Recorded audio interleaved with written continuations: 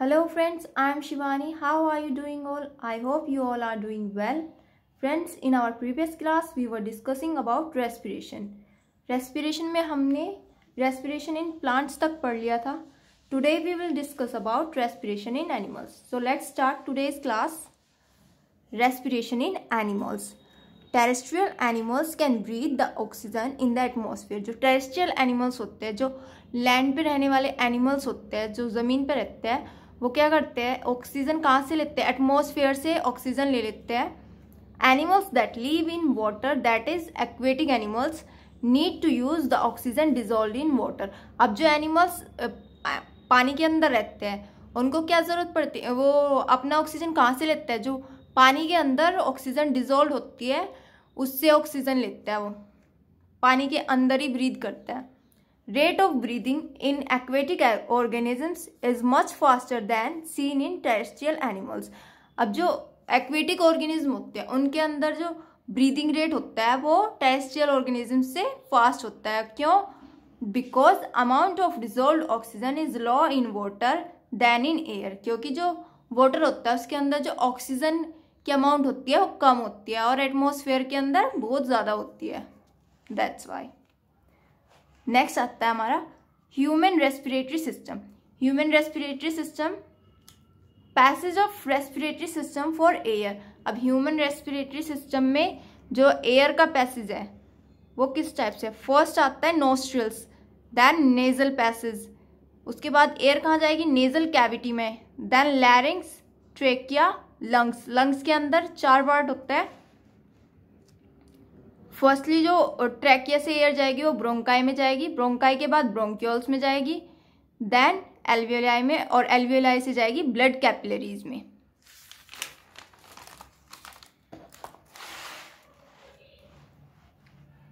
This is our human respiratory system. यहाँ से nasal passage होता है. दिस इज माउथ कैविटी, नीचे वाला पार्ट जो होता है. ये फेरिंग्स, फेरिंग्स के नीचे थोड़ा सा लैरिंग्स होता है. उसके नीचे से ट्रैकिया स्टार्ट होता है. Here are lungs, these are ribs, this is diaphragm. ये जो छोटे छोटे पार्ट्स निकल रहे हैं ना ट्रैकिया के अंदर से, these are bronchi. And bronchi के अंदर और छोटे छोटे पार्ट्स जो निकल रहे हैं वो ब्रोंक्यूल्स होते हैं. एंड ब्रोंक्यूल्स के आगे जो छोटी छोटी बोल्स टाइप से दिख रही है वो होती है alveolar sac.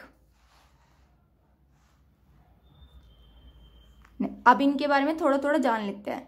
Nostrils, there is a pair of external nostrils at the lower end of nose. जो हमारी नोज होती है उसके लोअर एंड पे एक नोस्ट्रिल्स का एक पैसेज होता है.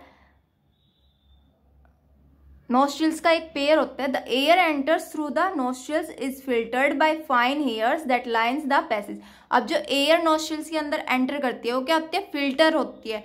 सबसे पहले हमारे जो नेजल पैसेज होता है उसके अंदर ये एयर फिल्टर होते हैं. किसकी हेल्प से? जो फाइन हेयर्स होता है, छोटे छोटे हेयर्स जो प्रेजेंट होते हैं उनकी हेल्प से. The passage is lined with mucus which helps in this process. और इस पैसेज में क्या होता है? म्यूकस की एक लाइन भी होती है जो इस प्रोसेस में हेल्प करती है, एयर के फिल्टर में हेल्प करता है. फेरिंग्स, देन आती है फेरिंग्स. फेरिंग्स क्या होता है?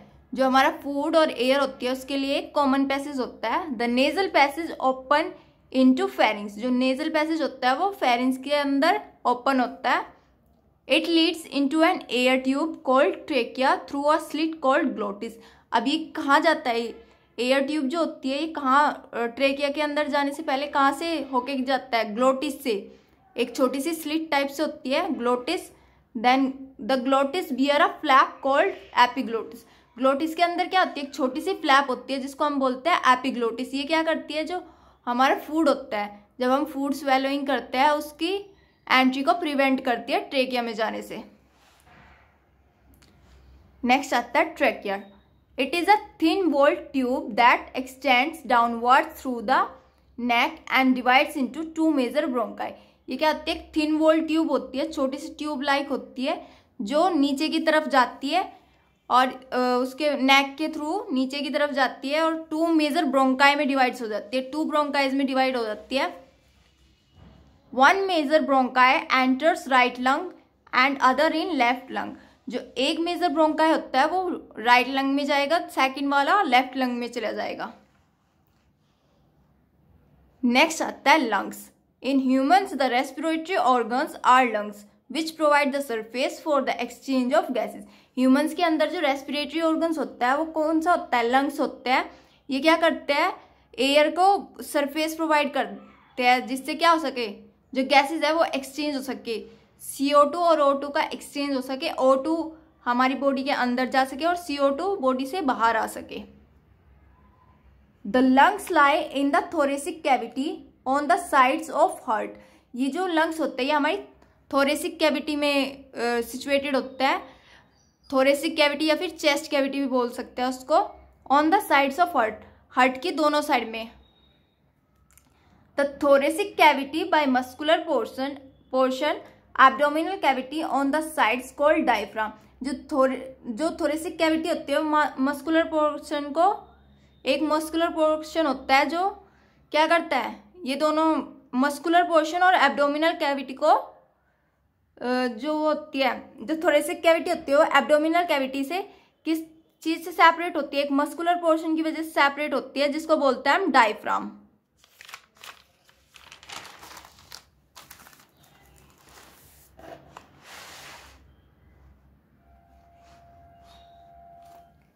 Each lung is enclose in 2 membrane the pleura.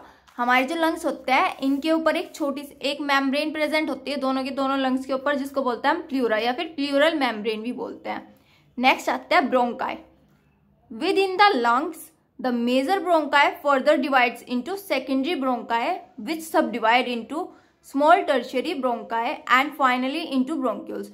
जो लंग्स के अंदर जो ये ब्रोंकाई होता है, लंग्स के अंदर क्या होता है, मेजर ब्रोंकाई डिवाइड हो जाता है सेकेंडरी ब्रोंकाइज में, देन ये उसके आगे फर्दर डिवाइड होता है टर्शरी ब्रोंकाई में, छोटे छोटे टर्शरी ब्रोंकाई में डिवाइड हो जाते हैं एंड फाइनली किस चीज में डिवाइड हो गए? ब्रोंक्यूल्स में डिवाइड हो जाएगी। Each bronchioles divide into alveolar duct which enters the alveolar sac और एल्वियोलाई। हर एक जो ब्रोंक्यूल्स होंगे वो किस चीज में डिवाइड हो जाएंगे? एल्वियोलर डक्ट में डिवाइड हो जाएंगे, जिसके जो किसके अंदर जाएगा? एल्वियोलर सैक के अंदर या फिर एल्वियोलाई के अंदर। The alveoli is surrounded by network of blood capillaries. जो एल्वियोलाई होती है हमारी वो किस चीज से सराउंडेड रहती है? ब्लड कैपिलरीज के एक नेटवर्क से सराउंडेड रहती है। Mechanism of breathing. Breathing mechanism के बारे में पढ़ते हैं। ब्रीदिंग मैकेनिज्म में 2 प्रोसेसेस होती है। फर्स्ट होती है इनहेलेशन, सेकंड एक्सहेलेशन। इनहेलेशन में क्या होगा? During inhalation the thoracic cavity expand. जो हमारी थोरेसिक कैविटी होगी, चेस्ट कैविटी होगी, वो एक्सपेंड हो जाएगी, लार्ज हो जाएगी या कह सकते हैं फूल जाएगी। In exhalation the thoracic cavity contracts. इसके अंदर श्रिंक हो जाती है, छोटी हो जाती है thoracic cavity. Ribs lift up. Inhalation के अंदर क्या होगा? जो रिब्स होगी वो हमारी ऊपर की तरफ उठेंगी। Exhalation ribs move downwards. Exhalation के अंदर जो रिब्स होगी हमारी वो नीचे की तरफ को जाएगी। Inhalation diaphragm becomes flat in shape. जो डायफ्राम होगा हमारा वो क्या होगा? फ्लैट हो जाएगा शेप में जब इनहेलेशन होगा। एंड एक्सहेलेशन के टाइम पे क्या होगा? डायफ्राम बिकम्स डोम शेप, अपनी ओरिजिनल शेप में आ जाएगा, डोम शेप में डायफ्राम एक्सहेलेशन के टाइम पे।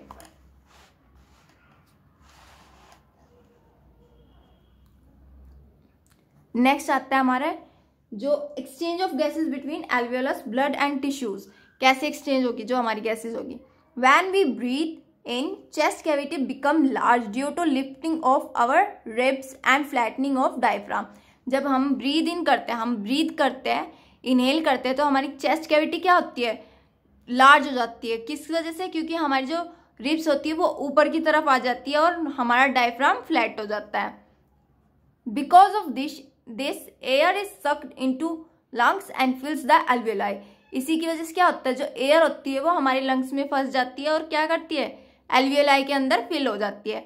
अब ये एल्वियोलाई कैसे होते हैं? ये वाटर बॉल्स की तरह होते हैं। वाटर बॉल्स देखी होगी आपने, जब वो ओरिजिनल होती है तब तो वो छोटी छोटी होती है, जब हम उनको पानी में डाल देते हैं उनके अंदर वाटर फिल हो जाता है तो वो फूल के बड़ी हो जाती है। वैसे ही एल्वियोलाई हो जाता है। The blood brings carbon dioxide from rest of the body and release into the alveoli, and oxygen in the alveolar sac is taken up by blood and transported to various cells in body.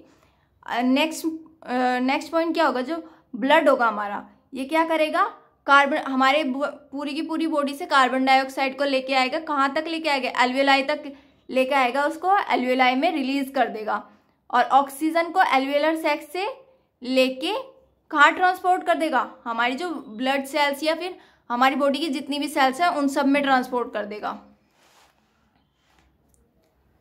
When air is taken in and let out, lungs always contain a residual volume of air so that there is sufficient time for oxygen to be absorbed and carbon dioxide to be released.